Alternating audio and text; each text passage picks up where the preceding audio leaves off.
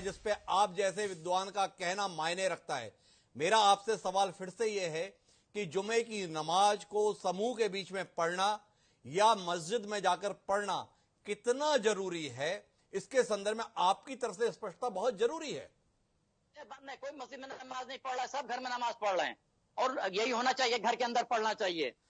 हमारे साथ में जिलानी साहब कुछ कहना चाह रहे हैं। जिलानी साहब, आप लोग नमाज पढ़िए। डॉक्टर साहब, मैं ये बताना चाहता हूँ जुमा की नमाज के ताल्लुक से जी कि जुमा की नमाज के ताल्लुक से मुख्तलिफ शहर में हमारी मीटिंग हुई जी, और मीटिंग में हम लोगों ने ये फैसला लिया कि अल्लाह के रसूल की हदीस को दलील बनाते हुए कि ऐसी सूरत में जब ये वबा की सूरत हो और जिससे एक दूसरे से एक के जरिए दूसरे तक बीमारी पहुंच रही हो, तो ऐसी सूरत में हम लोगों ने फैसला लिया कि हम अपने अपने घरों में नमाज अदा करेंगे जी। लेकिन मस्जिदें बंद नहीं रहेंगी, मस्जिद में 2-4 लोग जो कर्मचारी वो नमाज अदा करें और जिस तरह से जो लोग मस्जिद पहुंचते थे उससे मस्जिद से लोगों को वो किया जाए कि भाई देखिए ये हालात अच्छे नहीं है, शासन और प्रशासन इस बात की इजाजत नहीं दे रहे क्योंकि हमें उस वबा से लड़ना है, हमें कोरोना से लड़ना है। तो हम लोगों ने मुख्तलिफ फैसला लिया और फैसला लेने के बाद अल्हम्दुलिल्लाह आज तक जुमा की नमाज नहीं बल्कि अब जुमा के अलावा जोहर हम पढ़ रहे हैं अपने घरों में। मैं आपको बताना चाहता हूं सर, हम जंग के दिनों में भी जुमा नहीं छोड़ते थे।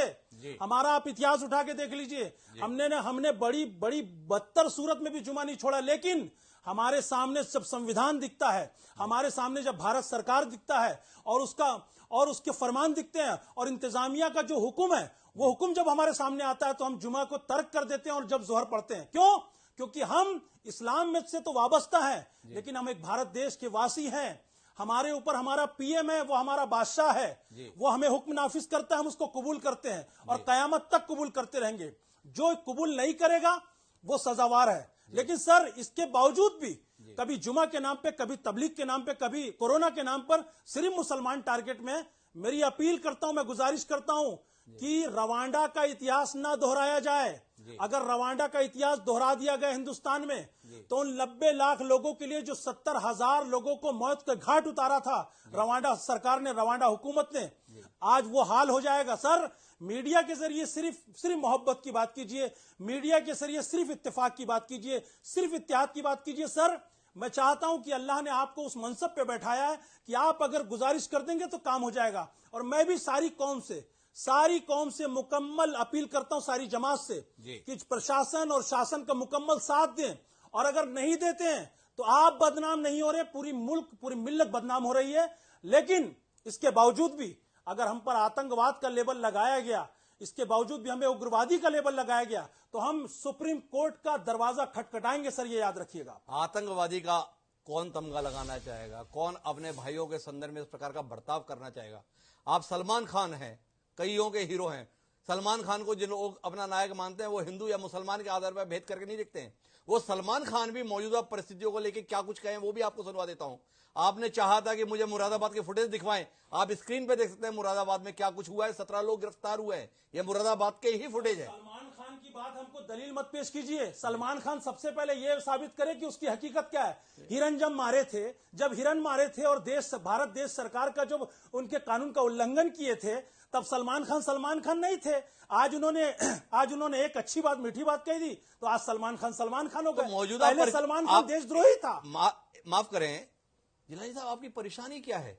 अगर देश के हित में, कौम के हित में अगर कुछ कहा जा रहा है तो उसकी सराहना की जा रही, तो आपको इस पर ऐतराज है? मैं उसकी सराहना कर रहा हूं लेकिन सलमान खान अपना किरदार भी तो देखे। सलमान खान का कौल हमारे लिए दलील बने, हमारे लिए हमारे उलमा हाजिर हैं, हमारे लिए हमारे रहनुमा हाजिर हैं। हम सलमान खान के कौल को दलील नहीं मानते सर। अरे उन्होंने अच्छी बात कही सर, आंखों पर उनकी। आप उलमा की बात कर रहे हैं, आपके तो जो आखिरी नबी पैगंबर मोहम्मद साहब हैं, उन्होंने जब मक्का के अंतर्गत अपना आखिरी उद्बोधन दिया, जो आप आखिरी खुतबा के तौर पर जानते हैं, उसमें ही उन्होंने कहा था कि रंग, जाति, नस्ल के आधार पर श्रेष्ठता का आधार नहीं हो सकता।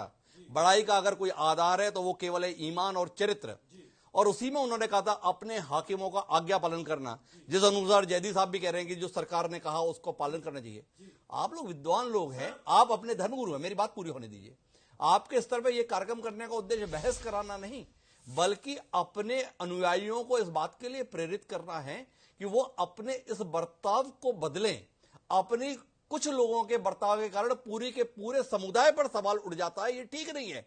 तो कोशिश इस कार्यक्रम के माध्यम से उस वातावरण को ठीक करने की जिलानी साहब, और इस दिशा में आगे बढ़िए। और आपकी पहल इसलिए जरूरी है, जयदी साहब आपकी जरूरी है, सलीम साहब आपकी जरूरी है, इसलिए जरूरी है कि कुछ ही दिन बाद आपका सबसे पावन महीना, जो 9वां महीना आता है इस्लामी कैलेंडर के अंतर्गत, रमजान का, वो शुरू होने वाला है, पाक दिन शुरू होने वाले हैं। उस समय पर भी धर्म के नाम पर, मजहब के नाम पर अगर समूह बंदी की कोशिश हुई, सेहरा इफ्तारी के नाम पर समूह, और नहीं तो अपने धर्म के ऊपर आक्रमण के तौर पर बात हुई, तो बात बहुत बिगड़ेगी। इस कार्यक्रम के माध्यम से मैं जानना चाहता हूं कि उसके लिए भी आपकी तरफ से क्या सलाह है।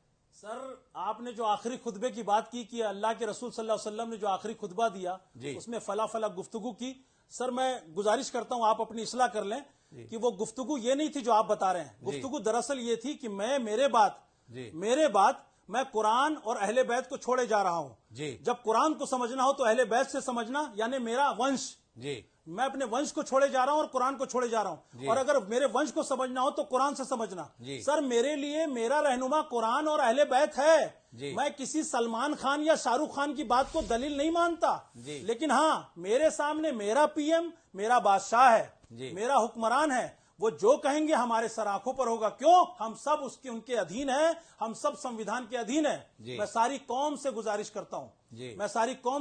करता हूं कि ऐ मेरी कौम और मिल्लत के लोग, चाहे वो जिस जमात या जिस मकतबे फिक्र से ताल्लुक रखते हैं, मैं उनसे गुजारिश करता हूं कि शासन और प्रशासन का मुकम्मल साथ दें, उनके साथ कदम से कदम मिलाकर चलें। और अगर आपने ऐसा नहीं किया तो आपने हमारा ही कानून और शरीयत का उल्लंघन नहीं, बल्कि आपने सबसे पहले संविधान का उल्लंघन किया। और अगर आपने संविधान का उल्लंघन किया तो शरीयत के जुमरे में अगर मैं बात करूंगा तो आप शरीयत की भी जद में आएंगे। जी, शरीयत की जद में भी आएंगे। हमारे साथ मौलाना अशरफ जिलानी के साथ साथ मोहम्मद सलीम साहब भी हैं। सलीम साहब, आप एक राजनीतिक रूप से सक्रिय व्यक्ति हैं। रमजान के संदर्भ में एक बड़ा आयोजन देश में परंपरा बन चुका, लोग बड़ी बड़ी दावतें देते थे, इफ्तार दावत के तौर पर उसे आता था। रमजान का अवसर आया है, आपके समुदाय से जुड़े हुए बहुत लोग हैं, क्या कुछ आप कहना चाहेंगे? क्योंकि एक ऑलरेडी परेशानी हमने भुगती है तबलीगी जमात के मरकज के कारण से, और उदाहरण भी दिए हमारे साथ में जिलानी साहब ने, जो हिंदुओं के आयोजनों के संदर्भ में है, चाहे वो हिंदुओं का आयोजन हो, चाहे वह मुसलमानों का आयोजन हो, चाहे किसी राजनीतिक दल का आयोजन हो। इस समय पर ऐसी कोई भी कोशिश उन तमाम कोशिशों पर पानी फेरने वाली है जिसके लिए देश एकजुट होकर लड़ने की कोशिश कर रहा है। रमजान के संदर्भ में आपका नजरिया?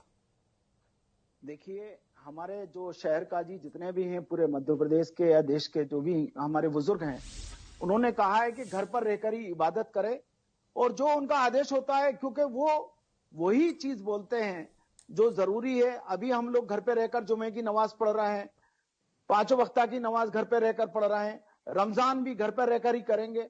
और वो सारी चीजें, क्योंकि इस्लाम में वो सारी चीजें हैं जो आप बात बताने जा रहे हैं, वो सारी चीजें हैं, वही हम सब लोग करेंगे।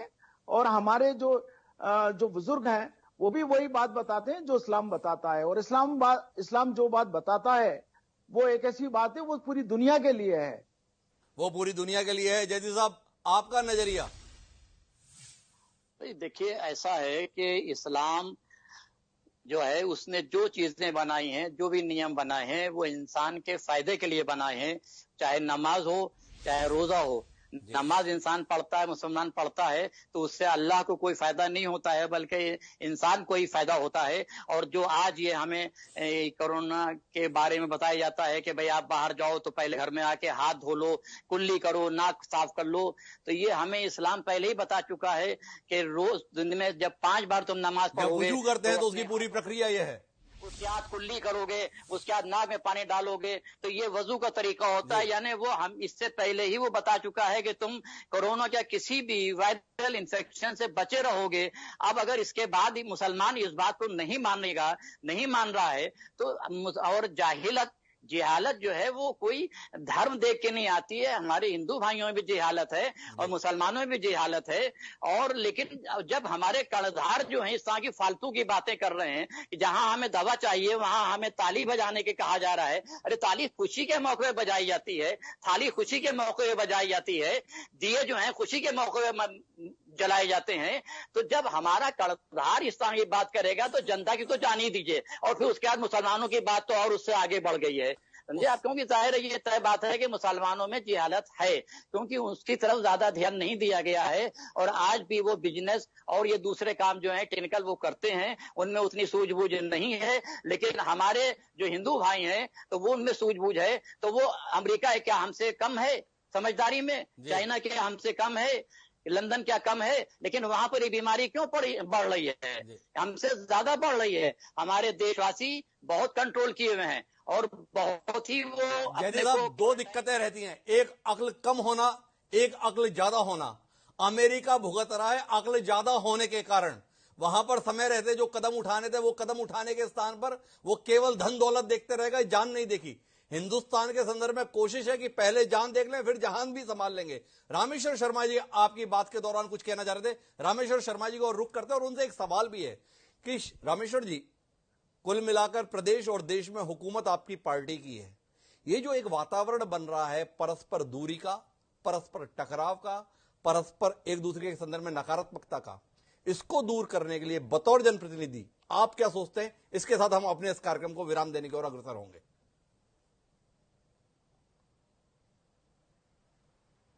देखिए हिमांशु जी, इस पे तो लोगों के सोच के नजरिए का एक सवाल है।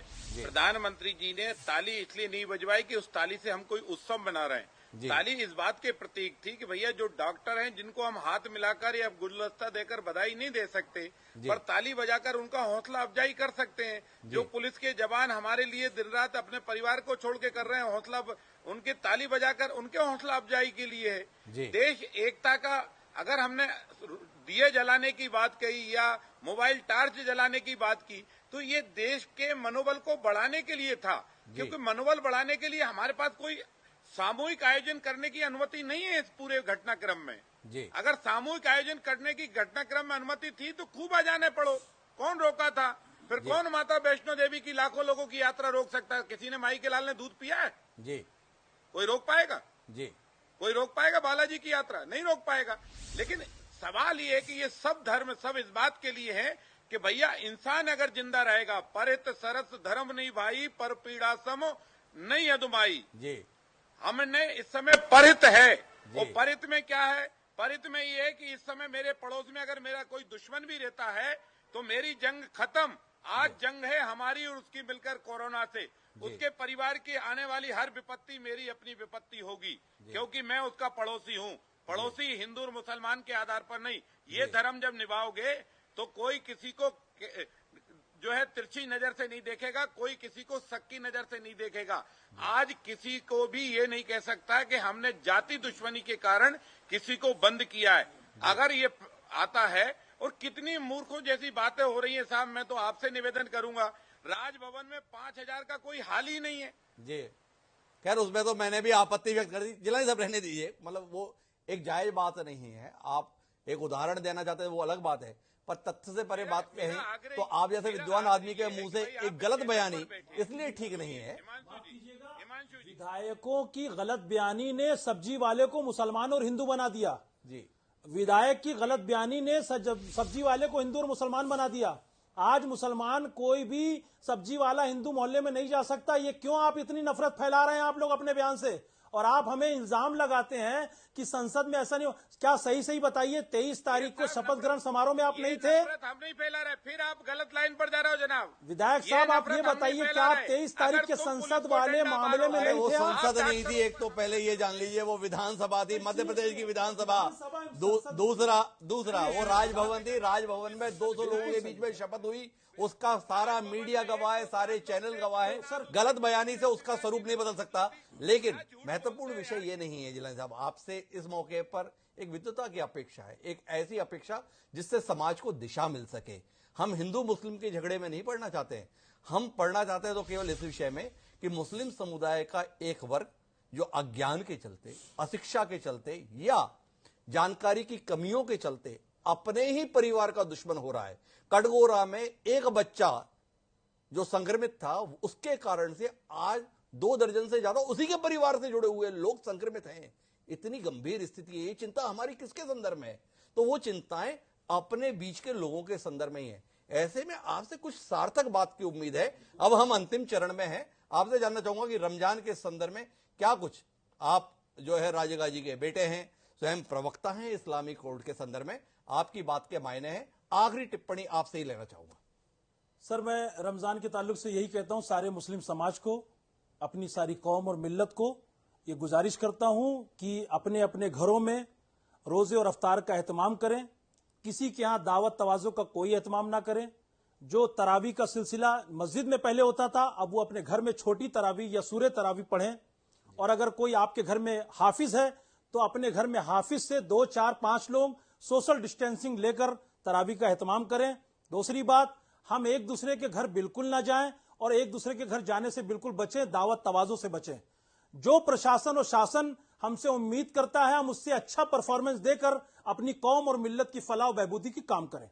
उसके खिलाफ अगर कोई चले तो मेरी गुजारिश है शासन और प्रशासन से कि वो अपनी कार्रवाई करें। बहुत महत्वपूर्ण बात जिलानी साहब ने कही। हम अपने कार्यक्रम के अंत में जो बात कहना चाहता हूं, मैंने आखिरी जो कहा था, आखिरी खुतबा की बात, उसमें मोहम्मद साहब ने और एक महत्वपूर्ण बात कही थी। मेरे पास उसका अनुवाद ही है कि ए इंसानों, तुम्हारा रब एक है, लोगों की जान माल और इज्जत का ख्याल रखना। इतनी बड़ी बात आखिरी पैगंबर मोहम्मद साहब के द्वारा कही गई।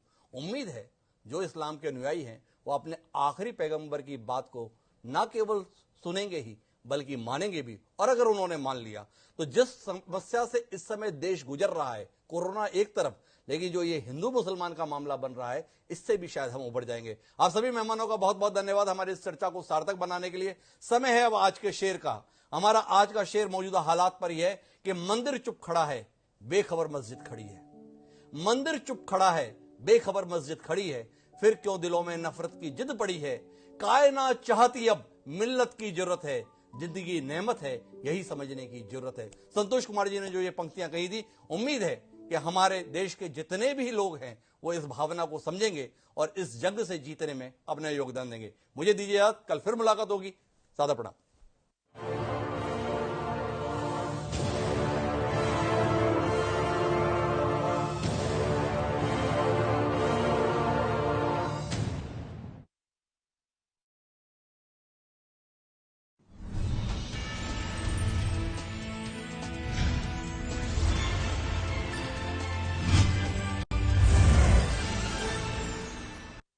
बड़ी खबर के प्रायोजक हैं रूप मंत्र आयुर्वेदिक फेस क्रीम और रेनबो, लाखों किसानों की पहली पसंद, स्वस्थ फसल खुशहाल किसान।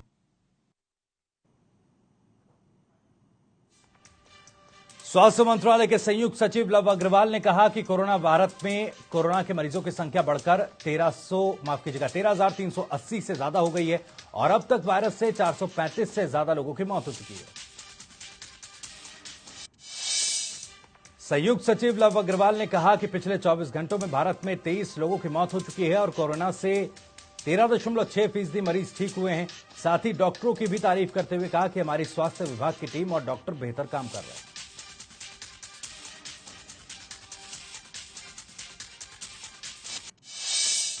कोरोना वायरस को लेकर स्वास्थ्य मंत्रालय की ओर से जारी जानकारी देते हुए बताया कि पिछले 7 दिनों में कोरोना वायरस